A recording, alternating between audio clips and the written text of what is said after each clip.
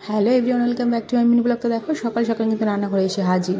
আর এখানে কিন্তু চিকু বাবা ব্রাশ করে নিচ্ছে, কারণ আজকে আমাকে ওকে আর ব্রাশ করে দিতে হচ্ছে না। সকালে রান্নাবান্না কমপ্লিট করে কিন্তু আমি রান্নাঘরটা আবার পরিষ্কার করে মুছে নিয়েছি, যেহেতু আর কি অরন্ধন মানে রান্না পুজো আছে আমাদের, তো একটা আলাদাই চিন্তা বলতে পারো। আর বাড়িতে একটা বাড়তি কাজ থাকলে না মানে প্রচুর মানে টেনশন হয় যে কখন কি করব না করব কাজটা, এরকম একটা ব্যাপার।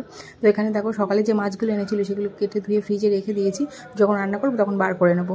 তো সেই ফাঁকে কিন্তু মামা আবার এখানে টিভি দেখছিল, আর আমি ওইদিকে কিন্তু সব তরকারিগুলো আর কি ধুয়ে এনেছিলাম, যেহেতু বাজার থেকে এনেছে তো ধুয়ে একটা জায়গায় গুছিয়ে রাখছিলাম, কোনটা কি কুটবো না কুটবো সেটাই আর কি।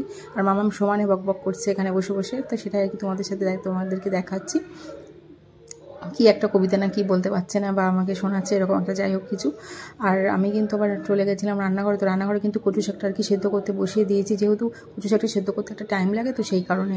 তো এখানে কচু শাকটা সেদ্ধ বসিয়ে আমি কিন্তু চলে আসলাম সবজি কুটতে। আর অন্য সময় না ছুরি দিয়ে কাটা হয়, বা কিছু বেশি সবজি তো তার জন্য বটি দিয়ে আর কি কাটা হবে।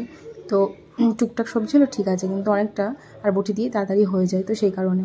তো এখানে আমি কিন্তু সবজি কাটতে বসে গিয়েছি, আর ওখানে কচু শাকটা সেদ্ধ হচ্ছে।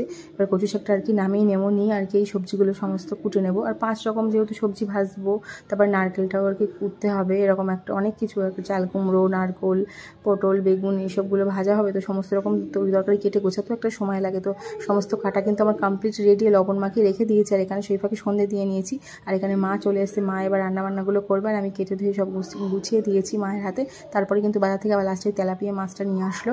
তো এখানে দেখো সবাই মিলে আর কি আড্ডা চলছে, আর প্রায় আমার রান্না সব কমপ্লিট। তো ভিডিওটা কেমন লাগলো অবশ্যই জানিও। টাটা।